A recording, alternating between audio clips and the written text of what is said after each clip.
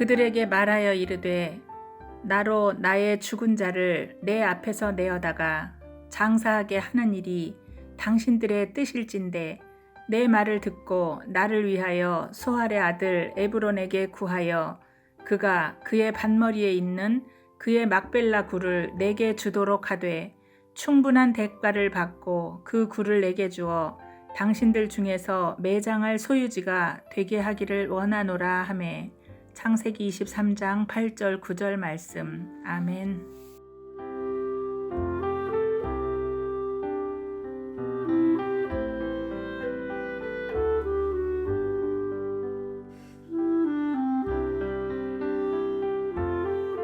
샬롬, 복된 금요일 아침입니다. 오늘은 창세기 23장 1절로 20절의 말씀, 충분한 대가, 이 제목으로 하나님 말씀 나누고자 합니다. 오늘 보면 1절을 보십시오. 사라가 127세를 살았으니 이것이 곧 사라가 누린 해수라. 127세의 사라가 하나님께로 돌아갑니다. 죽음을 맞이하게 돼요. 근데 이 죽음을 표현하는 것이 1절에서는 127세를 살았으니 이것이 곧 사라가 누린 해수라. 물론 2절, 3절에서는 죽음의 이야기로 이어지지만 1절만큼은 오히려 죽음의 뉘앙스보다는 이 땅에서의 살아있음의 이야기, 누림의 이야기, 이것을 더 좀 강조하는 그러한 뉘앙스를 우리에게 보여주고 있죠. 그만큼 사라의 인생 가운데도 하나님의 약속, 또한 그 약속이 현실이 되어 그의 나이 90세에 아들 이삭을 낳았던 그 약속의 자녀를 얻었던 것은 하나님의 약속을 누리는 것이었고요. 그리고 그 이후 그의 나이 127세, 그러면 아들 이삭은 몇 살이 되었습니까? 90세에 나왔으니까 37세, 그 37년간의 시간들 속에 얼마나 큰 하나님의 그 은혜를 누리며 아버지 앞에 서 있었겠냐. 그 사라의 삶을 보게 되죠. 하지만 2절, 사라가 가나안 땅 헤브론 곧 기럇 아르바에서 죽음에. 아브라함이 들어가서 사라를 위하여 슬퍼하며 애통하다가 사랑하는 아내의 죽음을 맞이합니다. 이때 아브라함의 나이는 10살이 더 많으니까 137세가 되는 것이죠. 배우자의 죽음, 먼저 사별하는 것, 얼마나 큰 아픔입니까? 그리고 정말 삶의 동반자죠. 그 어느 누구보다도 가장 큰 동력자 아니겠습니까? 여러분, 저도 이제 아내와 결혼한 지 지금 21년째가 되었거든요. 그동안 쭉 삶의 모든 여정을 볼 때, 게다가 이제 교회를 개척하고 더 정말 저의 목회에 있어서 도드라지게 저의 너무나도 큰 동력자로 저희 아내가 서 있습니다. 얼마나 큰 힘이 되는지 몰라요. 뭐 저뿐만이겠습니까? 부부로서 이 땅을 살아가는 모든 가정의 이야기이기도 하지 않습니까? 그 배우자가 먼저 세상을 떠났다. 사별하였다. 이것은요, 너무나도 큰 슬픔, 아픔, 그리고 그 빈 공간의 그 크기는 이루 말할 수 없는 것이죠. 아브라함이 그 아내 사라를 먼저 떠나보내게 됩니다. 슬퍼하며 애통해하고 있습니다. 자, 그런 가운데 3절 보세요. 그 시신 앞에서 일어나 나가서 헷 족속에게 말하여 이르되 4절 나는 당신들 중에 나그네요 거류하는 자이니 당신들 중에서 내게 매장할 소유지를 주어 내가 나의 죽은 자를 내 앞에서 내어다가 장사하게 하시오. 자, 이 사라의 죽음, 그리고 이제 장례를 치러야 하는 부분에 있어서 오늘 본문의 주제이기도 한데요. 이제 소유할 매장지, 아브라함의 이 소유 땅에 대한 이야기가 이제 오늘 본문에서 나오게 됩니다. 오늘날도 마찬가지지만 부동산, 지금이야 거래가 더 쉽게 또 뭐 매매가 되어지지 않습니까? 하지만 이 고대 근동 사이에서의 땅의 개념은요, 우리하고는 정말 다릅니다. 여러분, 땅은요, 대체 불가능한 거잖아요. 여러분 생각해 보세요. 제가 지금 이렇게 영상을 미리 녹화하는데 이런 기계들은 고장나면 다른 것으로도 얼마든지 대체 가능하죠. 또한 저도 마찬가지예요. 하나님께서 예수 호메실 교회의 담임 목사로 세워주셨기 때문에 제가 지금 그 사역을 감당하는 것이지, 제가 없다고 해서 이 예수 호메실 교회가 사라지나요? 아니에요. 얼마든지 대체 가능한 더 훌륭한 목사님들이 오셔서 더 예수 호메실 교회를 하나님의 정말 기쁨이 되는 교회를 얼마든지 이끌어 나갈 수 있죠. 대체 가능합니다. 대체 가능해요. 하지만 땅은 어때요? 대체 불가능하죠. 그래서 전쟁이 일어나는 것 아닙니까?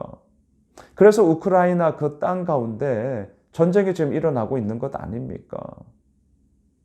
여러분, 땅은 대체 불가능한 거거든요. 더군다나 이 고대 근동 사이에서의 이 땅은요, 정말 생명의 기원이라고 할 수 있고요. 내가 출발한 모든 근거가 되었기 때문에 이게 아무에게나 지금처럼 매매하는 그런 성격이 아닙니다. 그런 성격이 아니에요. 그래서 4절에 보시면 나는 당신들 중에 나그네요 거류하는 자이니, 왜 이런 표현을 쓰나고요? 말 그대로 거류는 하고 있지만 나그네의 모습으로서 아브라함은 자기 소유를 가지고 있던 게 없었기 때문이죠. 땅에 대한 부분에서는 물론 거대한 목축업을 하고 있지 않습니까? 부자예요. 하지만 땅에 있어서 없어요. 왜? 이 땅은 그 소위 원주민들, 그리고 그곳에 있는 사람들의 삶의 터전이요, 그것이 자신의 존재됨의 기원, 출발이라고 생각했기 때문에 매매가 되지 않았거든요. 그래서 정말 이 아브라함이 얘기하는 것처럼 나그네요 거류하는 자였습니다. 자, 5절로 가시죠. 헷 족속이 아브라함에게 대답하여 이르되 6절 내 주여 들으소서, 당신은 우리 가운데 있는 하나님이 세우신 지도자이시니 우리 묘실 중에서 좋은 것을 택하여 당신의 죽은 자를 장사하소서. 우리 중에서 자기 묘실에 당신의 죽은 자 장사함을 금할 자 없으리이다. 아브라함의 삶을 통하여서 이 주변에 함께 살고 있던 헷 족속은 분명히 6절에서 말하는 것처럼 우리 가운데 있는 하나님이 세우신 지도자이십니다. 이렇게 아브라함을 인정하고 있습니다. 사람들이 왜 몰랐겠어요? 100세의 아들 이삭을 낳은 것, 이거는 뭐 어마어마한 이야기뿐만이 아니라 그 모든 삶의 여정 가운데 아브라함의 소유, 세상적인 기준으로라도 정말 그가 누리게 있는, 얻게 되어진 그 모든 삶의 여정이 엄청나다는 것을 이들 역시 보았기 때문이죠. 하나님이 세우신 지도자이다. 자, 이 말을 통하여서 아브라함은요, 여기서 멈추질 않아요. 우리 묘실 중에 공동묘지 가운데 좋은 곳 택하십시오. 예, 지금은 그럴 수 있죠. 하지만 아브라함의 마음 가운데는요, 단지 빌려 쓰는 것이 아니라 이것에 대한 나의 좀 근거, 이 땅을 나의 것으로 소유하고 싶다라는 그런 생각이 있었음에 분명합니다. 그래서 어떻게 하냐면요, 여러분 8절로 가시죠. 그들에게 말하여 이르되 나로 나의 죽은 자를 내 앞에서 내어다가 장사하게 하는 일이 당신들의 뜻일진데 내 말을 듣고 나를 위하여 소알의 아들 에브론에게 구하여 9절 그가 그의 밭머리에 있는 그의 막벨라 굴을 내게 주도록 하되 충분한 대가를 받고 그 굴을 내게 주어 당신들 중에서 매장할 소유지가 되게 하기를 원하노라 하매. 아브라함의 뜻은요, 빌려 쓰는 것이 아니라, 렌탈하는 것이 아니라 자신의 소유로 갖고 싶었던 마음이 분명합니다. 그리고 뭐라고 합니까? 그동안 생각했던 땅이 있었어요. 그게 어디죠? 소알의 아들 에브론의 그 막벨라 굴을 내가 좀 가져야겠다. 일찍이 생각을 했었음에 분명합니다.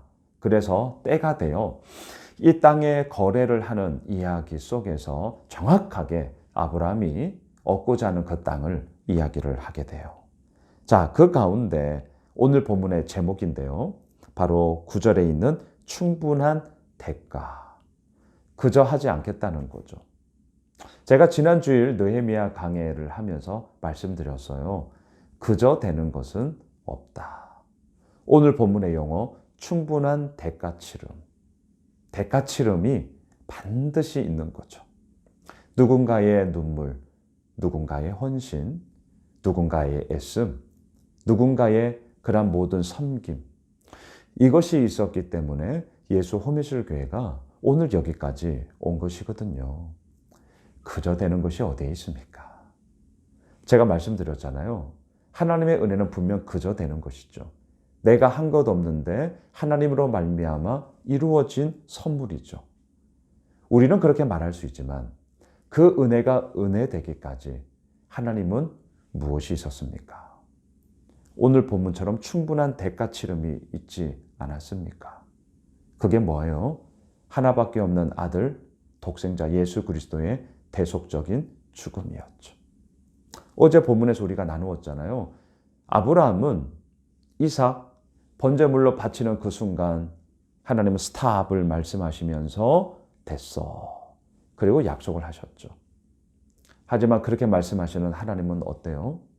당신의 사랑하는 하나밖에 없는 그 아들 예수 그리스도를 십자가에서 죽도록 하지 않았습니까? 이삭은 죽지 않았어요. 하지만 하나님의 하나밖에 없는 아들 예수 그리스도는 죽으셨죠.